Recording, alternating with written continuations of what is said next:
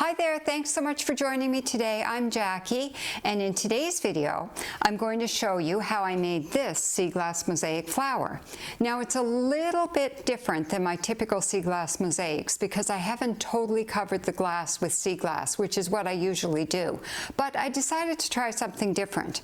So this came about because recently I was at a local craft store and I found this spray paint. It's a Krylon spray paint, and it's sea glass colored, and it's called Seafoam. So the intent with this spray paint is to give your glass a sea glass look to it. And I thought, I can do something with that.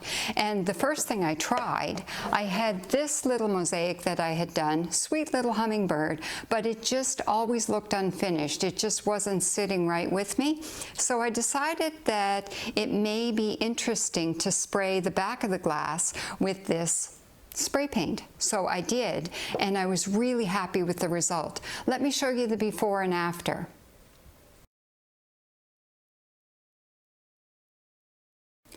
So I was so happy with that I thought, now I'm going to try one where I cover the front of the glass with the spray paint before I do a little bit of a mosaic on it.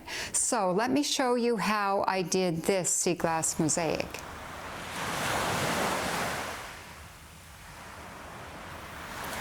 So the materials that I'm going to use for this piece, I have a 5x7 frame here, an old, well, 5x7 glass in a brown frame, an old frame that I'm going to recycle, and I have a piece of driftwood for the stem of my flower.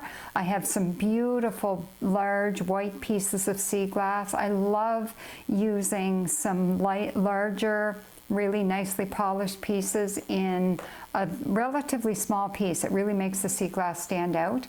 I've got this really cool round black stone for the center of my flower. I have some little brown pieces to use for grasses and some little green pieces of sea glass. And I'm going to embellish this with a little bit of paint. So I have a few pieces or a few bits of paint here. I'll show you how I do that, just for adding a little bit of interest. Now, what I'm trying different on this piece, I found this Krylon sea glass Seafoam spray paint, and I'm going to play with that a little bit. So I'm kind of keen on that. And I have my Quick Seal kitchen and bath adhesive caulk for gluing everything in place, a stick for cleaning bits up, my little paintbrush for painting, and a little bit of a tissue for cleaning up any messy bits. So let me show you what I do next. So this Krylon spray paint smells really strong. So I came out into my garage because I'm not a fan of fumes.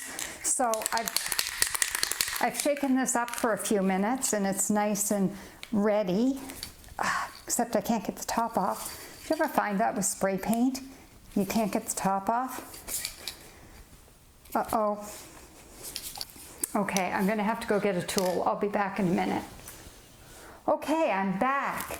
I cracked the top with my tool when I was trying to pry it off, but it's off. Now, there's a tiny little plug in the paint, so right there, so just take that little plug out, and you just wanna spray a really thin coat. So I have my 5x7 piece of glass.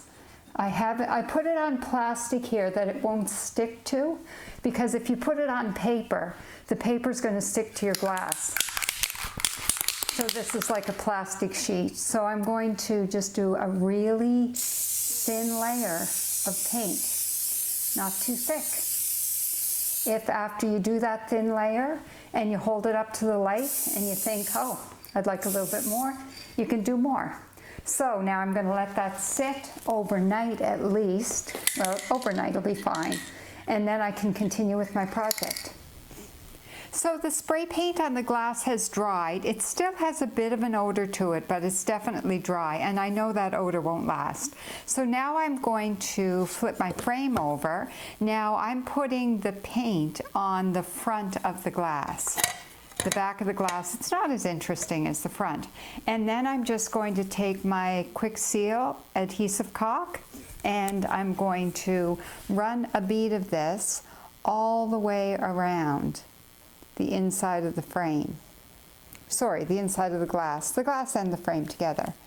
And I find when I first started doing sea glass mosaics, I used to just put dabs in the corner. And sometimes I found it didn't hold. So this way I know I haven't had any trouble. I could have a piece hanging for a long, long time. And with this silicone, the glass never moves. Even with some of my really heavy pieces, because when you do a big piece, by the time you get the surface of the glass totally covered with sea glass and beach treasures, it has some weight.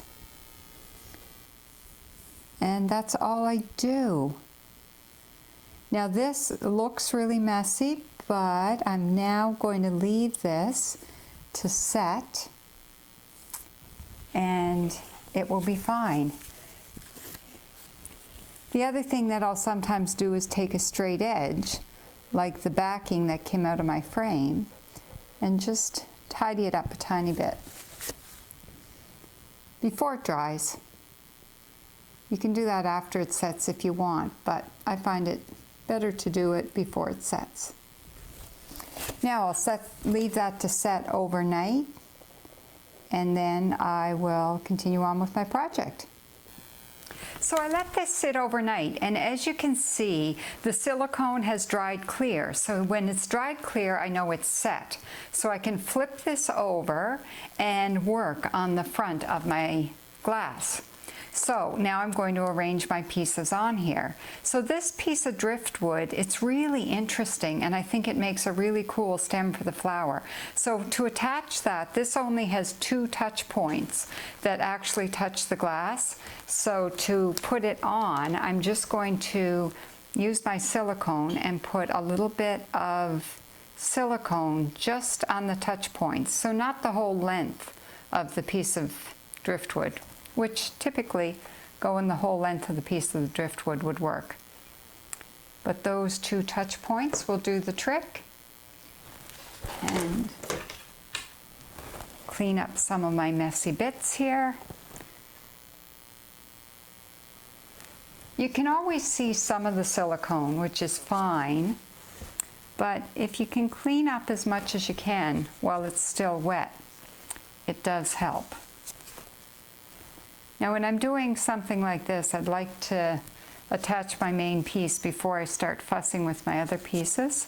But the rest of them, because this is a really small piece, I'm just going to put everything in place and make sure it's exactly where I want it to be before I start gluing.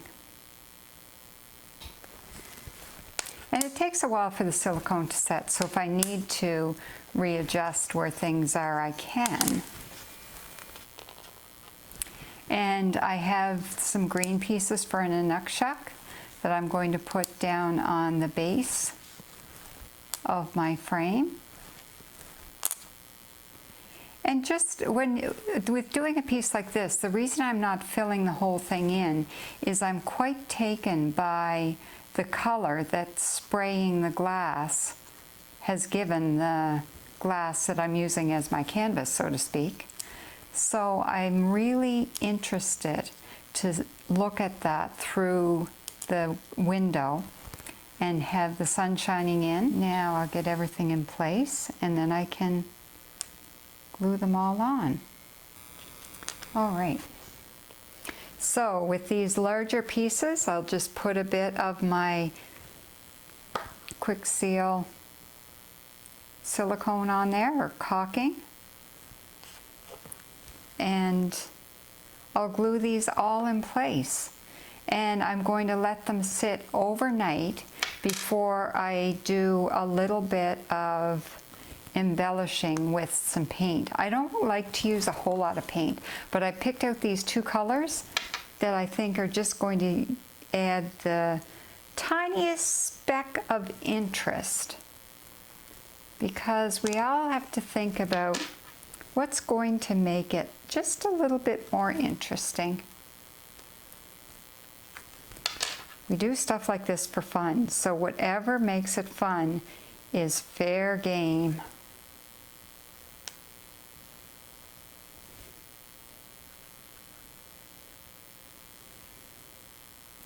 Now if you want to do a little piece like this for somebody as a gift, keep in mind that this one isn't going to take you very long, but give yourself a couple of days because it really does help if you, well, you really do need the day between the stages. So I gathered up all my materials and sprayed my glass on one day.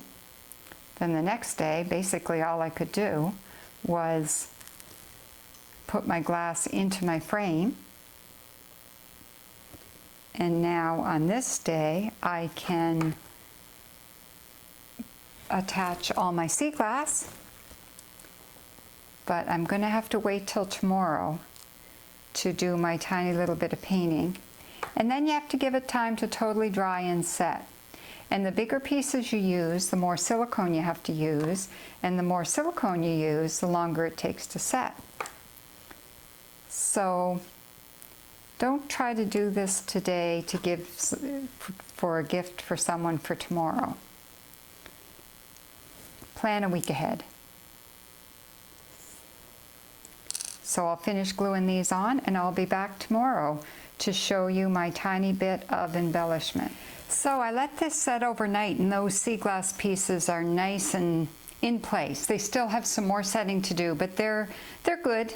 So what I want to do is just put the tiniest bit of paint on this, just to add a smidgen more of interest. So I'm just going to take a little bit of this cadmium yellow and a little bit of this cobalt blue. Not a whole lot. I've just recently started doing a little bit of painting just on certain pieces, just when it suits. And then I'm going to take, I have a really fine-tipped paintbrush here, dip it in the water, and I want to put a few yellow dots on my black stone here, so it's like seeds in the center of the flower. Not too many, just enough. Yeah, you might say, how many? And it's just enough. And in my mind, that means when it looks right.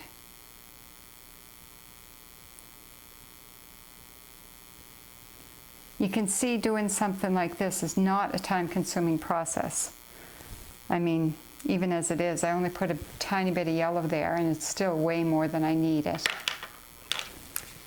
Now I'm going to take my small flat size brush. I find a brush like this is good for doing stripes. So just get a little bit of wet on that. Do practice stripe. I want it really, really fine, so I want this